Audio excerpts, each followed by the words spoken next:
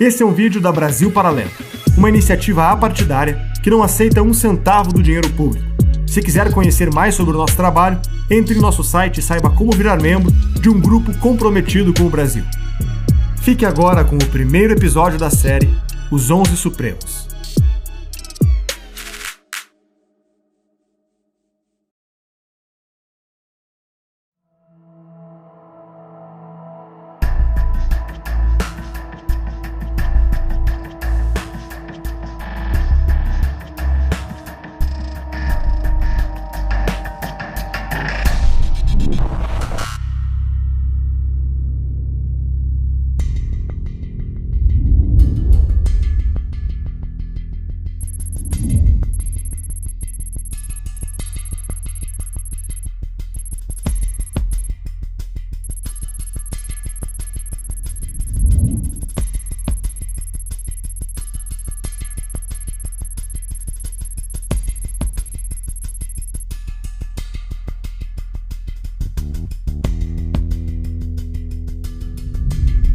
Iniciando sua carreira de advogado, Dias Toffoli foi consultor jurídico da Central Única dos Trabalhadores e assessor do deputado estadual Arlindo Chinaglia do PT em 1994. Prestou concurso para juiz substituto do Estado de São Paulo, mas foi reprovado nas 2 vezes que tentou. Reprovar em concurso para juiz já foi motivo para que o STF vetasse outros candidatos a vagas em tribunais inferiores. Que desacredita uma instituição é um Supremo Tribunal Federal ser presidido por alguém que foi reprovado 2 vezes na tentativa de ingresso na magistratura paulista. Ninguém vai acreditar que o Toffoli escreve como eu sei que escreve, porque chegou às minhas mãos uma vez um original, sem intervenções de auxiliares que sabem escrever. Esse cara, não sei como é que ele fez a faculdade de Direito do Lago de São Francisco. Ele conta uma história linda, assim, que ele roubou um processo junto com amigos, como se fosse uma brincadeira de adolescente. Era um processo. Uma vez, o Vladimir roubou um processo para não ter um despejo. Aí o que fazer? A gente ia ali no jurídico, lá no 17º andar. Aí o Vladimir sai correndo e some. E volta com o processo na mão. O que você fez, Vladimir? Eu roubei o processo. Não vai ter mais despejo amanhã. Não. E o André fez menção de bater palma, mas tem que bater palma pro Vladimir. Aonde ia ter esse despejo, tem um conjunto habitacional. O Vitor chega lá, a juíza que presidia o processo penal fala: mas Vitor, o que você está fazendo aqui? Oh, é você que é a juíza? A juíza tinha sido estagiária do jurídico. A juíza... Aí o Vitor contou toda a história. E o que ela fez? Arquivou o processo contra o pobre coitado do Vladimir.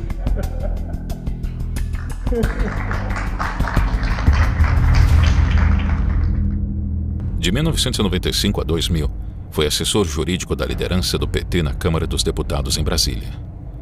E advogado do partido nas campanhas eleitorais de Lula em 98, 2002 e 2006.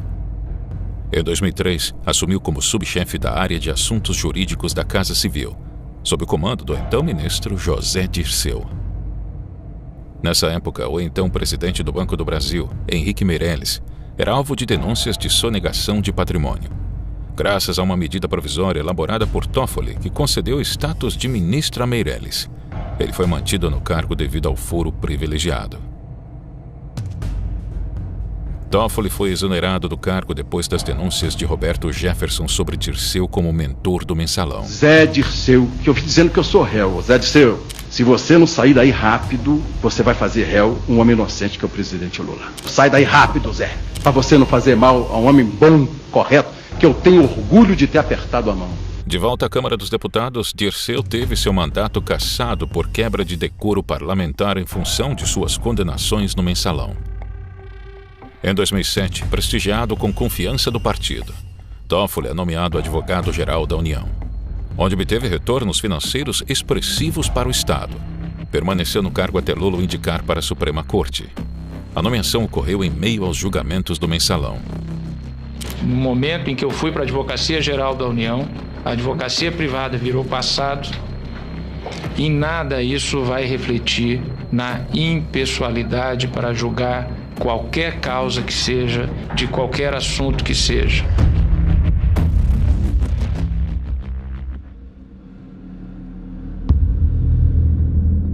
A reputação ilibada de Toffoli, critério jurídico para assumir o cargo de ministro do STF, foi muitas vezes questionada em função de seu envolvimento com 2 condenações por crimes financeiros.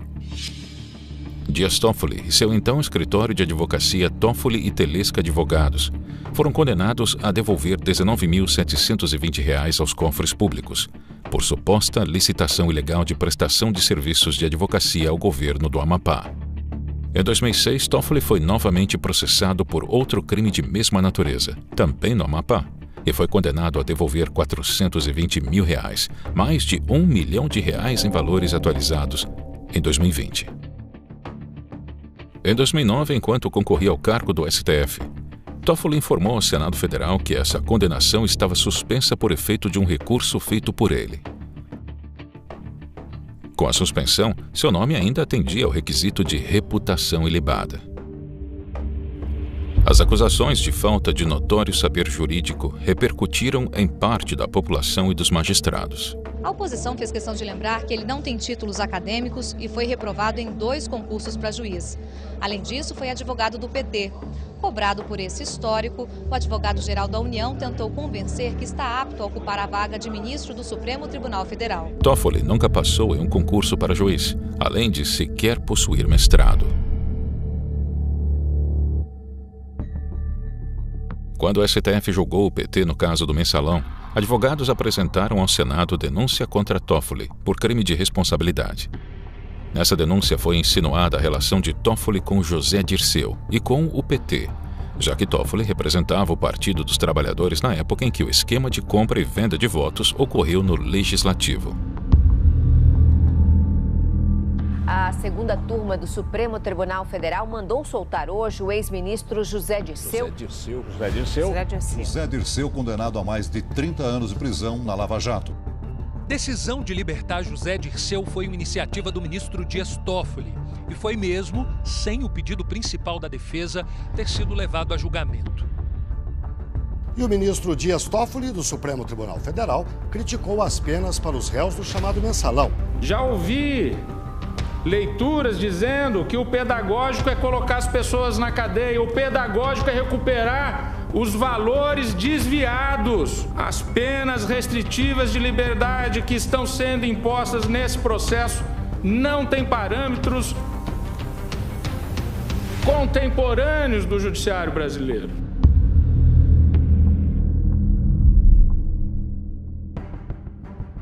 A relação de Dias Toffoli com o julgamento do Mensalão aparentava ser cada vez mais problemática. Além da intimidade com o governo, outras denúncias atingiam a reputação do ministro. Em fevereiro de 2012, em depoimento à Polícia Federal, a advogada Cristiane Araújo de Oliveira declarou que, no período que antecedeu o escândalo do Mensalão do Distrito Federal, manteve relações de trocas de favores com várias figuras envolvidas no caso, inclusive o ministro Dias Toffoli. Ela afirmou que, enquanto ele era advogado-geral da União, eles se encontravam e mantinham relações em um apartamento de Durval Barbosa, operador do esquema criminoso. Segundo a advogada, em uma ocasião, Toffoli solicitou um jato oficial do governo para transportá-la. Em um desses encontros, ela afirmou ter entregue para Toffoli gravações comprometendo Durval Barbosa. Toffoli negou todas as acusações. Além das acusações sobre sua relação com o Mensalão, o nome do juiz foi citado nas delações de Marcelo Odebrecht no âmbito da Operação Lava Jato, colocando em xeque sua reputação. O ex-presidente da OAS, Léo Pinheiro, também preso na Lava Jato, revelou que pagou propina ao irmão de Dias Toffoli, então prefeito de Marília.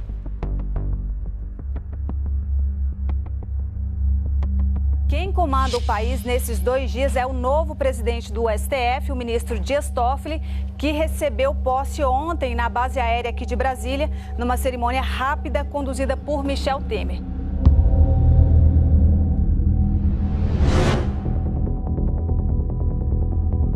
O ministro Dias Toffoli determinou que o Banco Central entregasse dados sigilosos de 600 mil pessoas físicas e jurídicas. São informações de inteligência financeira produzidas nos últimos 3 anos pelo antigo COAF. O ministro Dias Toffoli suspendeu nesta quarta-feira as investigações sobre supostos esquemas de Caixa 2 e de lavagem de dinheiro envolvendo o senador José Serra, do PSDB de São Paulo. O presidente do STF, Dias Toffoli, suspendeu os efeitos da decisão do Tribunal de Justiça de Sergipe, que permitia a abertura de uma barbearia, apesar de um decreto do Estado estabelecer restrições ao funcionamento durante a pandemia. O presidente do Supremo Tribunal Federal, ministro Dias Toffoli, deu uma mãozinha para o governador do Rio, Wilson Witzel. Ele determinou que a Assembleia Legislativa do Estado forme uma nova comissão especial para analisar o processo de impeachment de Witzel. O ministro Dias Toffoli tomou posse nesta quinta-feira como novo presidente do Supremo Tribunal Federal.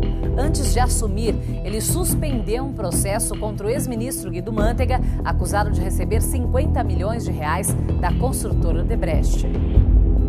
O editor ou é você mesmo se autocontendo, ou é o editor do meio de comunicação, ou se não houver editor nenhum, vai vir a ser chamado o Poder Judiciário. Nós, enquanto Judiciário, enquanto Suprema Corte, nós somos editores de um país inteiro, de uma nação inteira, de um povo inteiro.